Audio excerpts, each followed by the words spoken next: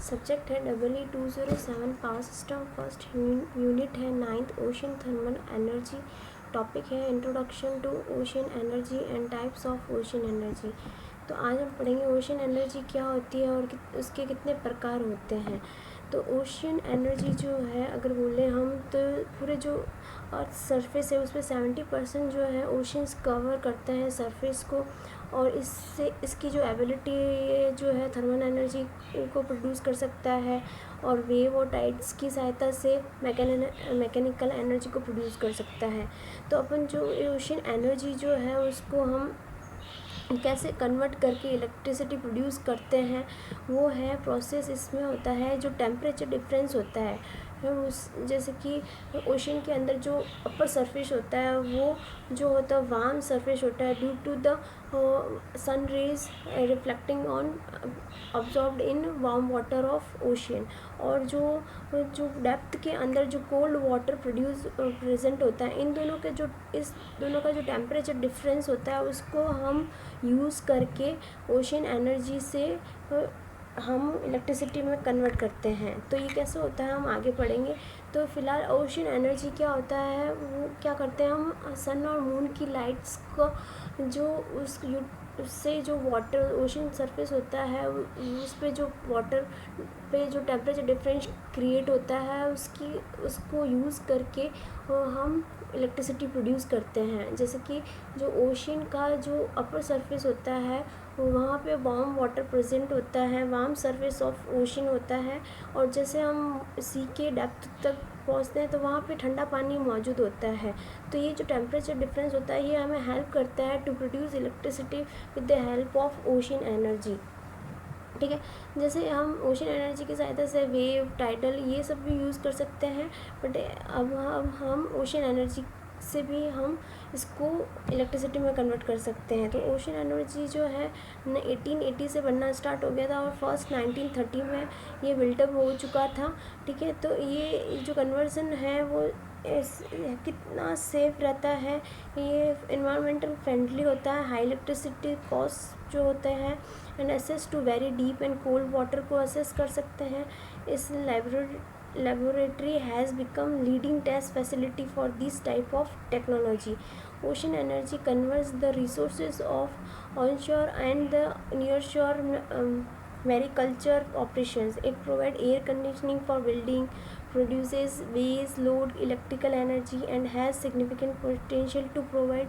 ये जो ocean energy है इसके अंदर इतना पोटेंशियल होता है कि ये क्लीन प्रोसेस होता है, कॉस्ट इफ़ेक्टिव इलेक्ट्रिसिटी प्रोड्यूस कर सकता है फॉर फ्यूचर, और मगर इट रिक्वायर्स कॉस्टली इंफ्रास्ट्रक्चर। इसका जो इंफ्रास्ट्रक्चर होता है थोड़ा महंगा होता है to deliver cold water from depth, क्योंकि डेप्थ से जो कोल्ड वाटर हम लेते हैं उसके लिए जो रिक्वायरमेंट होती है इक्विपमेंट्स की वो थोड़े महंगे होते हैं and it does not produce much power. इससे पावर जो प्रोड्यूस होती है वो इतनी नहीं होती है as compare to other power plant. The main attraction is that power day and night, मतलब मेन अट्रैक्शन इस ओशन एनर्जी का ये मेथड रहता है कि डे और नाइट से हम इस वाटर से हम इलेक्ट्रिसिटी प्रोड्यूस करते हैं। तो इसका अंदर कोई भी तरह का फ्लक्चुएशन नहीं होता है जैसे सोलर और विंड का अंदर होता है।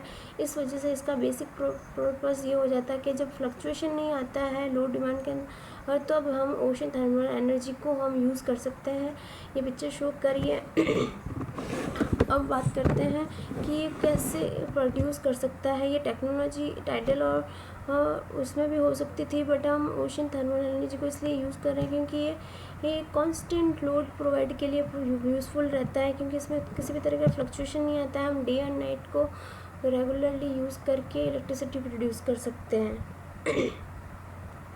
ठीक है, तो अब ओशन सिस्टम जो है ये फर्दर जो है information and analysis on various type of ocean energy. अब ओशन एनर्जी जो है तीन प्रकार की हो सकती है, एक तो क्लोज लूप, ओपन लूप और हाइब्रिड, ये हम आगे पढ़ेंगे। इसमें जो है टर्बाइंस वगैरह हो सकते हैं design to be employed directly with the sea bed. The first 6 metre test unit produces enough energy to supply 150 average. ठीक है, तो अब ओवरव्यू बात करते हैं इसकी। तो इसमें ये आता है कि ओशियन थर्मल एनर्जी के जो की कंपोनेंट्स जो है वो क्या क्या हो सकते हैं, मतलब कि इसको बनाने के लिए जो सेवरल कंपोनेंट्स की हमें रिक्वायरमेंट होती है वो होता है एक तो वर्किंग फ्लूइड, और वर्किंग फ्लूइड अपना ये है सी वाटर जो है। ओशियन एनर्जी मतलब कि ओशियन एनर्जी क्या है, अपनी पानी है, जो कि पानी का जो टेम्परेचर डिफरेंस है upper surface and depth to the ocean. फिर आता है टरबाइन, जैसे कि हाइड्रो टरबाइन में हाइड्रो टरबाइन प्रयोग करते थे, तो यहाँ पे भी टरबाइन का प्रयोग लेंगे जो कि जनरेटर से कपल्ड रहेगा, जो कि मैकेनिकल एनर्जी को इलेक्ट्रिसिटी में कन्वर्ट करेगा। कंडेंसर जो है जैसे कि सबको पता है कि ये वापस पानी को ठंडा करने के लिए काम में लेते हैं। अब इसमें ये टाइप्स कितने कितने प्रकार के होते हैं, 3 प्रकार के, close cycle, open cycle and hybrid cycle. अब बात करते हैं हम पहले क्लोज साइकिल की। तो क्लोज साइकिल में यहाँ पे मैंने एक डायग्राम बना के बताया है जिसको हमने क्लोज साइकिल बोला है। इट मीन्स ये फीडबैक की तरह काम में लेंगे। तो सबसे पहले हम सी वाटर जो है, सी वाटर के अपर सरफेस पे जो वार्म वाटर प्रेजेंट है उसका प्रयोग हम इवेपोरेटर में पहुँचाते हैं। तो वहाँ पे इवेपोरेटर, जैसे कि सबको पता है कि इवेपोरेटर हाई प्रेशर और टेम्परेचर पे पानी को गर्म करता है, जिससे क्या है पानी जो है वेपर में कन्वर्ट होता है। तो जो वेपर्स कन्वर्ट हो रहे हैं वो वर्किंग फ्लूइड की तरह हम टरबाइन पे पहुंचाते हैं, जो कि टरबाइन मूव करना स्टार्ट होता है, जिससे क्या होता है एक मैकेनिकल एनर्जी प्रोड्यूस होती है, जो कि जनरेटर, यहाँ पे जनरेटर लगता है, वहाँ से इलेक्ट्रिसिटी जो प्रोड्यूस होती है उसको हम कंज्यूमर तक पहुँचाते हैं। बट जो एक्सपेंडेड वाटर है उसको हम कंडेंसर में पहुँचाते हैं, जहाँ पे पानी ठंडा होकर वापस पंप की सहायता से working fluid pressurise boiler feed pump की सहायता से वो वर्किंग फ्लूइड इवेपोरेटर में पहुंचा देते हैं, जो कि हम वाटर में वापस सी में डिस्चार्ज कर सकते हैं। तो ये जो वापस जो रीसाइकल बन रहा है इस वजह से हमने इसको क्लोज लूप साइकिल बोला है टू जनरेट इलेक्ट्रिसिटी। ठीक है, in this close cycle system heat transfer from warm surface water causes working fluid. जैसे कि मैंने बताया है कि गर्म सरफेस जो है समुद्र का, वहाँ से जो वर्किंग फ्लूइड जो पानी मिलता है उसको हम वेपर में कन्वर्ट करते हैं। The expanding vapour drives the turbine attach to the generator. ठीक है, जो एक्सपांडिंग वेपर ड्राइव्स जो है turbine attach to a generator रहता है which produce electricity. The cold water processing through condenser, ठंडा पानी हम कंडेंसर में पहुंचाते हैं containing vaporised working fluid turns the vapour back into the liquid. ठीक है, फिर जो वेपर जो है वो वापस कंडेंसर में ठंडा हो जाता है और वर्किंग फ्लूइड की सहायता पंप की सहायता से वापस इवेपोरेटर में पहुंचा देते हैं। This which is the then recycle through the system. ये रिसाइकल होने के कारण इसको close loop ocean thermal system बोला है। ठीक है, अब बात करते हैं ओपन साइकिल। ओपन साइकिल में क्या होगा कि किसी भी तरह का फीडबैक सिस्टम नहीं है, जैसे कि हम पहले की तरह सिस्टम है, वार्म वाटर ले रहे हैं सी वाटर सरफेस से, जहाँ पे इवेपोरेटर में पहुँचा के वेपर इवेपोरेटर से वेपर्स में कन्वर्ट हो रहा है, जो कि टरबाइन को मूव करवा रहा है, वहाँ से इलेक्ट्रिसिटी जनरेटर्स की सहायता से प्रोड्यूस होती है, और जो एक्सपेंडेड वाटर है कंडेंसर में ठंडा होकर कोल्ड वाटर में डिस्चार्ज कर देते हैं। ठीक है, तो ये इसमें जो वापस जो कंडेंसर से जो पानी मिलता था हम पंप की सहायता से इवेपोरेटर तक जो पहुंचाते थे वो साइकिल नहीं हो रही है, इस वजह से इसको ओपन साइकिल बोला है। ठीक है, तो open cycle ocean thermal energy conversion uses the warm surface water as the working fluid. The water vaporisation in near vacuum at surface water temperatures. The expanding water drives low pressure turbine attached to a generator which produces electricity. The vapor which has lost its salt and its almost pure fresh water, it condenses back into the liquid by exposure to cold temperature. ठीक है, तो वही वापस हम कर रहे हैं, warm water को लेके वेपर में कन्वर्ट कर रहे हैं, जो कि टरबाइन को मूव करवा रहा है, और जो cold temperature from deep ocean है उसका प्रयोग करते हुए condenser keep the vapour from direct contact with the water. ठीक है, तो condenser water can use is drinking water. ये जो वाटर है जिसमें अब जैसे इसमें जो इवेपोरेटर में क्या करते हैं हम कि इसमें एक सॉल्ट को पानी के साथ में मिलाते हैं, जिसमें हम है ना सॉल्टी वाटर भी बोल सकते हैं ना।